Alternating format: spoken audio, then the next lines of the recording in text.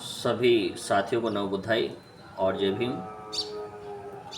मित्रों, आज हम एक महत्वपूर्ण विषय पर अपने विचार रखने का प्रयास करेंगे।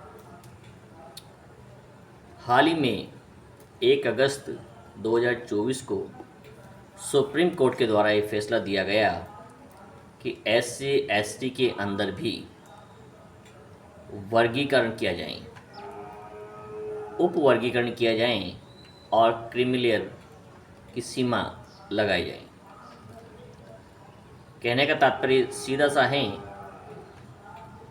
कि जिन जाति के लोगों को आरक्षण का लाभ मिल चुका है उन्हें इस वर्ग से हटाकर बाहर किया जाए और नीचे के जो जाति हैं उनको लाभ दिया जाए। इस सुझाव की जो सुप्रीम कोर्ट ने एक गाइडलाइन दी, जिसके तहत सभी राज्य सरकारों को ये अधिकार दिया गया कि वो अपने अपने स्टेट में जातियों का वर्गीकरण कर सकते हैं और जो कौम या जो जाति के लोग आरक्षण को लाभ ले चुके हैं उन्हें उससे बाहर कर सकती हैं और पीछे की जाति वालों को उस लाभ से लाभान्वित कर सकती हैं।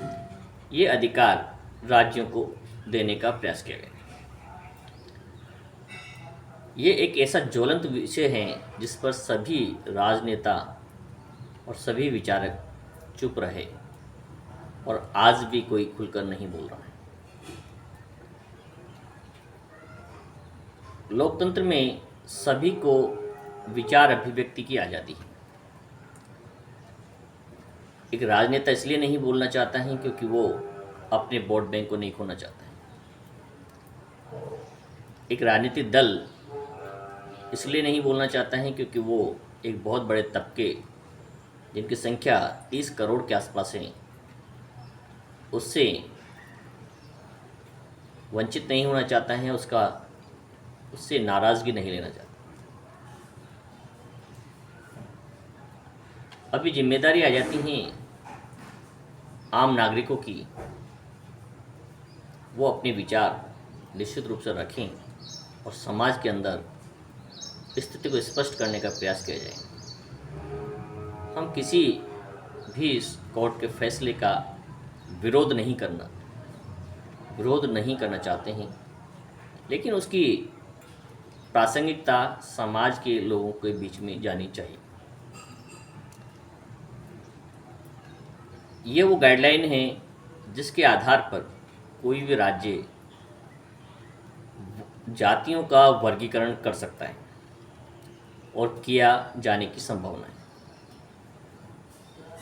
क्योंकि जिन लोगों ने अपील की है और जो वर्ग चाहता है कि ये लागू हो, वो निश्चित रूप से राज्य सरकारों पर दबाव बनाएं और दबाव बनाएंगे तो निश्चित रूप से उन सरकारों को उनके पक्ष में कानून बनाया जा सकता है। अभी तक सुप्रीम कोर्ट की इस प्रकार पे रोक दी, लेकिन अब ये जो टाइटल है क्लियर हो गया है कि राज्य सरकारों की स्वेच्छा पर इसे छोड़ दिया गया। हमारा मानना ये है कि बाबा साहब ने संविधान बनाया, उस समय ये संविधान के अंदर प्रावधान किया गया कि जो रिजर्वेशन दिया जा रहा है वो आर्थिक आधार पे नहीं दिया जा रहा है। ये रिजर्वेशन सोशल जस्टिस के आधार पे हैं। सोशल डिस्क्रिमिनेशन जो हो रहा है उसके आधार पर दिया गया है और जाति जो SC कैटेगरी में है और ST कैटेगरी में, तमाम जातियों के लोगों के साथ समान रूप से उत्पीड़न होता है। उसमें अमीर और गरीब के आधार पे कोई क्राइटेरिया आप नहीं बना सकते और आर्थिक योजनाओं का कोई हिस्सा या आर्थिक आधार पर आरक्षण की यदि समीक्षा की जाए तो शायद वो मूर्खता होगी, लेकिन लोगों ने इसे आर्थिक आधार से जोड़ करके डिवाइड करने का प्रयास किया। कहने का तात्पर्य यह है चाहे ऐसी वर्ग का व्यक्ति कितने भी बड़े पद पे पहुंच जाएं, ऊंचे से ऊंचे पद पे पहुंच जाएं, फिर भी राजनीतिक दल, समाज के बड़े नेता, बड़े बड़े विशेषज्ञ उस व्यक्ति को दलित कहकर ही पुकारते हैं। चाहे राष्ट्रपति का पद ही क्यों न हो, संसद के अंदर सरकार और सभी दल चीख चीख के सबको बताने का प्रयास करते हैं कि देखिए हमने दलित व्यक्ति को राष्ट्रपति बना दिया। कहने का तात्पर्य है हम इतने बड़े पद पे पहुंचने के बाद भी अपने दलित की पहचान को नहीं छिपा सकते हैं या नहीं मिटा पा रहे हैं, उस व्यक्ति का सम्मान नहीं कर पा रहे हैं, तो निश्चित रूप से सामाजिक डिस्क्रिमिनेशन अभी भी जारी है। आप चाहे कलेक्टर के पद पे पहुंच जाएं, क्लास 1 ऑफिसर बन जाएं, लेकिन फिर भी ये जाति की पहचान या जाति के आधार पे जो अपमान किया जा रहा है उसे लोग नहीं मिटा पाते। ऐसा क्यों है? आरक्षण बाबा साहब ने प्रत्यक्ष रूप से कभी नहीं मांगा था और ऐसी उनकी कोई इच्छा नहीं थी कि अनटचेबल जो कौम है उन्हें आरक्षण दिया जाए। लेकिन गोलमेज सम्मेलन के बाद जो बाबा साहब को दोहरे वोट का अधिकार जो प्राप्त हुआ था, उस दोहरे वोट के अधिकार को समाप्त करने के लिए जो गांधी इरविन समझौता हुआ, अंबेडकर और गांधी जी के बीच में, और बाबा साहब को दोहरे वोट का अधिकार छोड़ना पड़ा, उसके बदले में आरक्षण की व्यवस्था की गई थी। बाबा साहब नहीं चाहते थे कि हमें आरक्षण दिया जाए। बाबा साहब का कहना तो ये था कि इस कौम को दोहरे वोट का अधिकार दिया जाए, जिसे द्वैध शासन पद्धति के नाम से भी जान सकते हैं, द्वैध मतदान पद्धति के नाम से जाना जा सकता है। उसमें स्पष्ट था कि ये वर्ग 2 वोट डालने का अधिकार रखेगा, 1 वोट सामान्य कैटेगरी के उम्मीदवार को देगा और एक उम्मीदवार अपने स्वयं के अंदर से एक व्यक्ति का चुनाव करेगा, उसके लिए उपयोग करेगा। लेकिन उस समय की परिस्थितियां इस प्रकार की बनी और गांधी जी के जीवन पर संकट आ गया। उस संकट को टालने के लिए बाबा साहब ने पूना पैक्ट समझौता किया। उस पूना पैक्ट समझौते के कारण ही बाबा साहब को दोहरे वोट का अधिकार को छोड़ना पड़ा और शर्त लगाई कि हम इस वोट के अधिकार को छोड़ने को तैयार हैं, लेकिन बदले में हमारे लोगों को आरक्षण की व्यवस्था दी जाए, जिससे कि वो वर्ग भी सामाजिक स्तर से समानता की ओर आ सकें, इक्वलिटी ला सकें, सरकारी नौकरियों में आकर अपने आप को इस लेवल पहुंचा सकें कि वो अपने सामाजिक अपमान को समाप्त करने के प्रयास कर सकें। और जो लोग बार बार प्रयास करते हैं कि 10 साल के लिए रिजर्वेशन दिया गया था, वो कदापि झूठ बोलते हैं, लोगों को गुमराह करने का प्रयास करते हैं।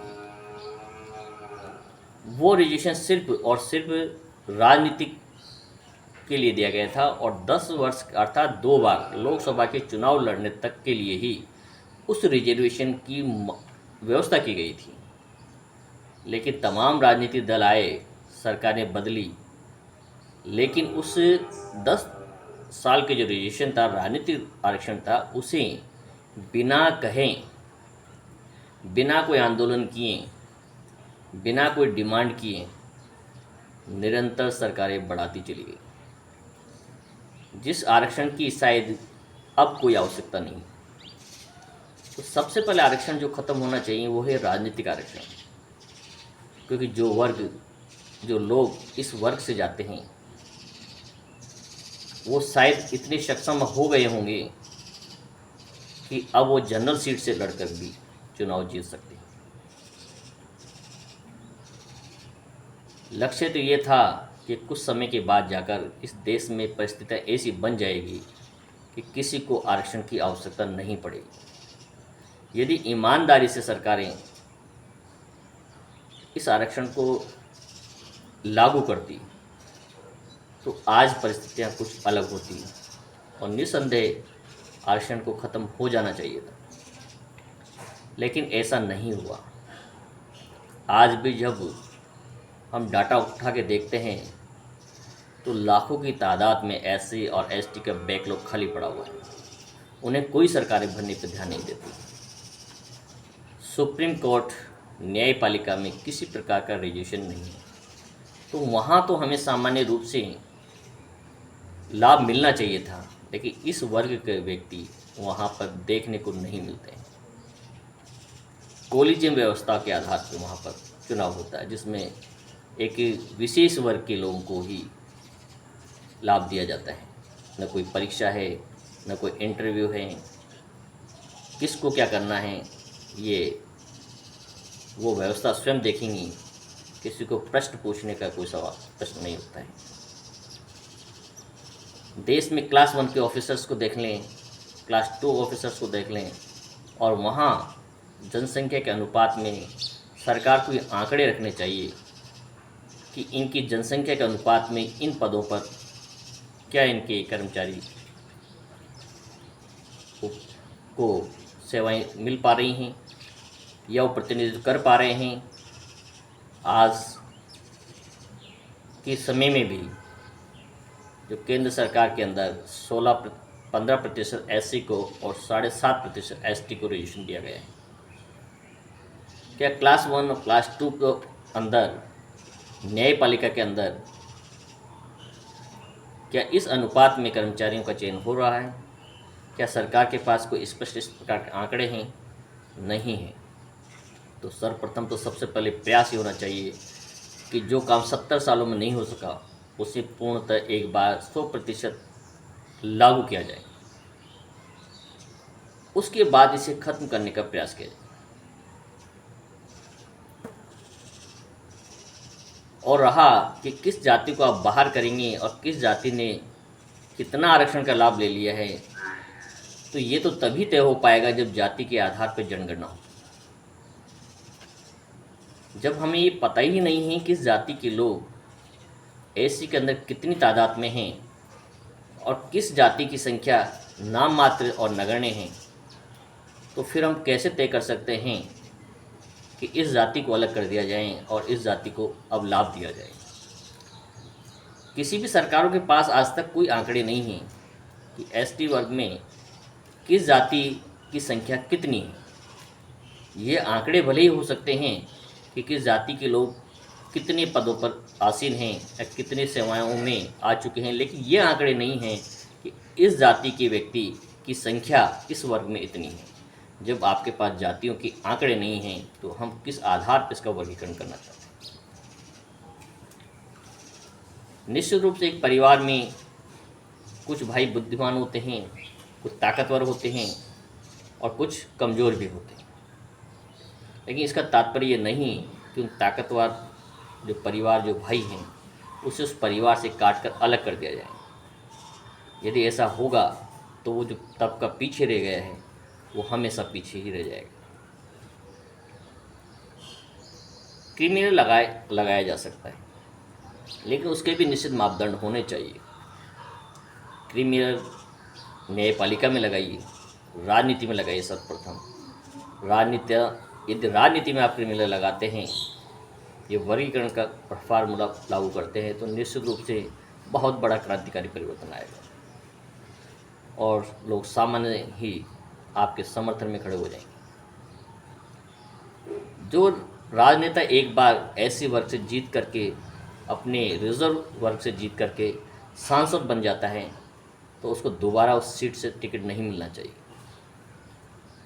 ये ऐसा हमारा व्यक्तिगत सुझाव है, व्यक्तिगत विचार हैं। ये किसी की निंदा या किसी का विरोध नहीं। एक व्यक्ति जब सांसद बन जाता है, कैबिनेट मंत्री बन जाता है, राष्ट्रपति तक पहुंच जाता है, फिर भी यदि उसी परिवार को आप उसी वर्ग का लाभ दे रहे हैं, उसे बार बार उसी सीट से, रिजर्व सीट से चुनाव लड़ा रहे हैं, तो ये कतई भी उचित नहीं है।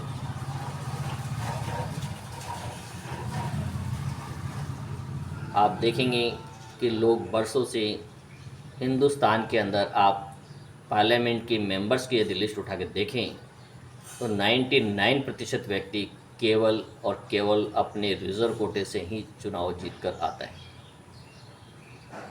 ऐसे शायद ही यदि आपको कोई नाम पता हो तो अवश्य बताएं कि कितने एससी और एसटी के जो नेता हैं जो जनरल सीट से चुनाव जीत करके मंत्री बने। इन 70 सालों में उनका कोई विकास नहीं हो पाया है, वो इतने योग्य भी नहीं हो पाए हैं कि वो किसी जनरल सीट से चुनाव लड़ें और चुनाव जीत करके आएँ। फिर हम किस वर्गीकरण की बात कर रहे हैं? इसका सीधा सा समाधान यदि किया जा सकता है, क्योंकि ये बहुत बड़ी फांस हैं जो कि हर लोगों के दिल और दिमाग में चर्चाओं का विषय है। हम भी ये मानते हैं कि रिजर्वेशन स्थायी रूप से नहीं रहेगा और इसे समाप्त होना ही है, लेकिन इसको समाप्त करने का क्या तरीका हो सकता है? देश के अंदर जनगणना करवाई जाए और जाति के आधार पर करवाई जाए, और जिस जाति के लोगों की संख्या देश में जितनी है उतना प्रतिशत हिस्सा उन्हें दे दिया जाए, तो विवाद होने का सवाल ही पैदा ना होगा। लेकिन 10% की जनसंख्या जिन वर्ग की हैं वो 90% पदों पर कब्जा करके बैठा है। जिस वर्ग की संख्या ही टोटल इस देश के अंदर 10 से 15% हैं, वो 80 से 90% राज के पदों पे कब्जा करके बैठा है। तो क्या वहाँ क्रिमिनल नहीं लगना चाहिए? निश्चित रूप से वहाँ लगना चाहिए। आप यूनिवर्सिटी के वाइस चांसलरों को देखें, आप न्यायपालिका के अंदर देखें, जो कोलिजियम के द्वारा भरे जाते हैं, वहाँ देखें कि किस वर्ग के लोगों की संख्या ज़्यादा है। सबसे पहले हमें उन्हें रोकने का प्रयास करना चाहिए, और जिन लोगों की संख्या 20%, 18%, एससी और एसटी की 30 से 32% की संख्या जहाँ है, उन लोगों की जो है समानता लाने के लिए उन लोगों को वहाँ समायोजित करने का या लाने का पहले प्रयास किया जाना चाहिए। ये स्वतः ही स्पष्ट हो जाएगा कि यदि इस देश में जिस जनसंख्या की गणना यदि हो जाती है जाति के आधार पर, तो निश्चित रूप से ये विवाद हमेशा के लिए समाप्त हो सकता है। और इस संख्या को यदि हम देखें तो जिसकी जितनी संख्या है उतना उसका हिस्सा दे दिया जाए और अनावश्यक रूप से विवाद का विषय न बनाया जाए। लेकिन तभी संभव होगा जब जातियों की जनगणना की जाएगी, और ये वर्गीकरण भी तभी संभव हो पाएगा जब जाति के आधार पर जनगणना की जाएगी। तभी लोगों के सामने ये स्पष्ट स्थिति हो सकेगी कि किस जाति के लोगों की वास्तव में संख्या कितनी है और उनका प्रतिनिधित्व कितना है। प्रतिनिधित्व लोग गिन रहे हैं, लेकिन उनकी वास्तविक जनसंख्या कितनी है उसका कोई आंकड़ा देना नहीं चाहते। ये एक महत्वपूर्ण विषय है जिस पर खुल करके चर्चा करने की आवश्यकता है। लागू होना या न होना एक अलग विषय है, लेकिन यदि हम अपने विचार भी न रख सकें तो किस प्रकार की आज़ादी, कैसी अभिव्यक्ति की आज़ादी? आपकी यदि अभिव्यक्ति पे ही रोक लग रही हैं तो फिर आप समझ सकते हैं आप कैसी व्यवस्थाओं में रह रहे हैं। भारत का लोकतंत्र हमें अभिव्यक्ति की पूर्ण आज़ादी देता है, बशर्ते हैं कि किसी भी सरकारी आदेश या न्यायालय के जो जजमेंट हैं उसके विरोध में एक कर्मचारी न खड़ा हो। हम सुझाव तो सभी को दे ही सकते हैं, और यही हमारा मानना है। 1 तारीख से लेकर 8 तारीख तक किसी राजनेता ने कुछ नहीं बोला, और SC ST ओबीसी कर्मचारी महासंघ एसएसटी संगठनों ने जब भारत बंद की घोषणा कर दी 21 अगस्त की, तो देश में एक खलबली मची। और फिर इस वर्ग से आने वाले सांसदों ने ये निर्णय लिया कि हम नहीं बोल पा रहे हैं तो रिक्वेस्ट ही सही, और सरकारों के द्वारा यह आश्वासन दे दिया गया कि इस प्रकार का परिवर्तन नहीं किया जा रहा है। लेकिन ये सोचने का विषय है कि ये समस्या खड़ी क्यों हुई और क्या इसका ये स्थायी समाधान है, आश्वासन। ऐसा ही 2018 में भी हुआ, जो एट्रोसिटी एक्ट में बदलाव किए गए। देश में एक भारी विरोध का सामना करना पड़ा और एट्रोसिटी एक्ट को पुनः उसी स्थिति में और भी बल्कि मजबूत स्थिति में वापस सरकार को लाना पड़ा। तो निश्चित रूप से सरकारें सबके साथ हैं। हम ऐसी अपेक्षा करते हैं, आशा करते हैं कि किसी के साथ अन्याय नहीं होगा, और जो ये गाइडलाइनें हैं इस पर चिंतन होगा, विचार होगा और सरकारें एक उचित कदम उठाएगी, ऐसी हमारी अपेक्षा है। लेकिन सभी भाइयों से निवेदन है कि ज़्यादा से ज़्यादा संविधान को पढ़ें, कानून को पढ़ें और उसे समझने का प्रयास करें कि किस कानून से समाज को नुकसान हो सकता है और कैसे कानून की हमारे लिए आवश्यकता है। सबसे पहले जो संविधान के द्वारा रिजर्वेशन दिया गया है उस अनुपात में पहले सभी पद भरे जाने चाहिए। और ये वर्ग के अंदर वर्गीकरण, कोटे में कोटा लागू करने के लिए सरकार को पहले तथ्यात्मक रिपोर्ट सरकार को रखनी चाहिए कि किस जाति की संख्या देश में कितनी है और उस जाति के लोगों का प्रतिनिधित्व राज्य के कार्यों में सरकारी पदों पे कितना है। तो ये स्थिति स्पष्ट हो जाएगी। केवल एससी वर्ग कहकर आप उसके साथ अन्याय नहीं कर सकते, एसटी वर्ग, क्योंकि एससी में कई जातियां हैं और निश्चित रूप से जिन जातियों की संख्या ज़्यादा है उनका प्रतिनिधित्व ज़्यादा होगा और जिन जातियों की संख्या कम है उनका प्रतिनिधित्व कम होगा। केवल ये कह देना कि एक जाति को ज़्यादा लाभ मिल गए हैं तो इसे हटा दिया जाए, उनका प्रतिनिधित्व ज़्यादा होने का तात्पर्य देखिए, क्योंकि उनकी संख्या भी ज़्यादा है। सरकार को ऐसा इंफ्रास्ट्रक्चर तैयार करना चाहिए जिससे जो तबका पीछे रह गया इस वर्ग में भी वो भी शिक्षित होकर समानता के तौर में, इक्वलिटी में बराबर आ सके।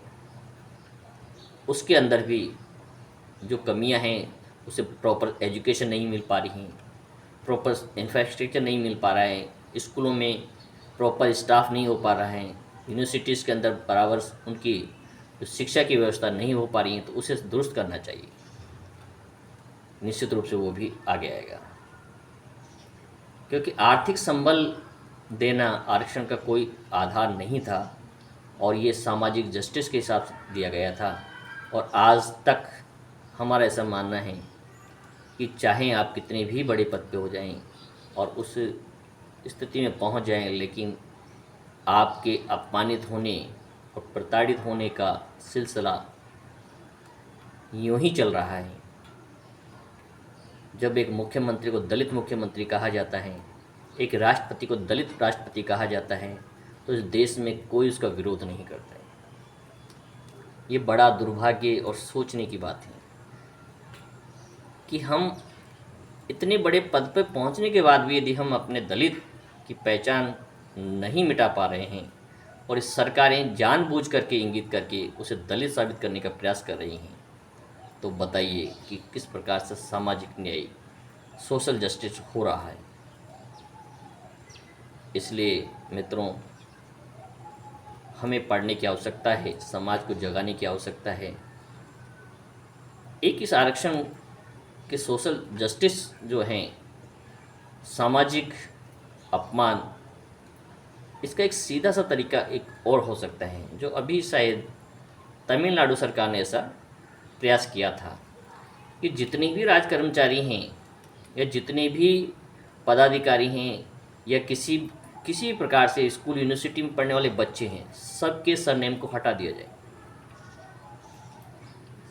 इसकी क्या सार्थकता है, इस पर विचार किसी ने नहीं किया। लेकिन यदि आप सरनेम को पूरी तरह से हटा देंगे, ये नियम बना देंगे कि बच्चे का स्कूल में एडमिशन के समय ही किसी बालक का कोई सरनेम नहीं लिखा जाए, चाहे वो किसी भी जाति का हो, तो निश्चित समय के बाद, आज के 10 से 15 साल बाद, लोग ये भूल जाएंगे कि सरनेम नाम की क्या चीज़ होती हैं। कौन वर्मा, कौन शर्मा, को द्विवेदी, त्रिवेदी कौन होते हैं, और एक इक्वलिटी आ पाएगी। और ये प्रयास जो सक्षम कौम है उन्हें करना होगा। लेकिन हो ये रहा है कि हर व्यक्ति अपनी जाति को नहीं छोड़ना चाहता है, अपने सरनेम को नहीं छोड़ना चाहता है। उसे इसी बात का घमंड है कि मैं इस जाति से बड़ा हूँ, मैं इस जाति से ऊंचा हूँ, मेरी जाति इसी जाति से ऊंची है। शायद यही कारण है सामाजिक विषमता, सामाजिक प्रताड़ना इस समाज में एक सच्चाई है। जाति एक सच्चाई है जो जा नहीं रही है, उसको मिटाने का हम प्रयास भी नहीं कर रहे हैं। क्यों ना हम अपनी जो नेम प्लेट से सबसे पहले अपना सरनेम हटाएं, तो आने वाले किसी भी ऑफिस के अंदर जो व्यक्ति आएगा तो उसके अंदर जो भय है जाति का, वो ख़त्म होगा। और इंटरव्यू में जब बच्चे पहुंचेंगे तो उनके साथ जाति के आधार पर जो डिस्क्रिमिनेशन होता है वो नहीं हो पाएगा। बड़ी संस्थाओं में जब इंटरव्यू होते हैं तो वहाँ छात्र या जो अभ्यर्थी हैं उसका सिर्फ रोल नंबर इंगित किया जाए, न कि उसका नाम। तो निश्चित रूप से पारदर्शिता हो पाएगी, ऐसा हमारा मानना है।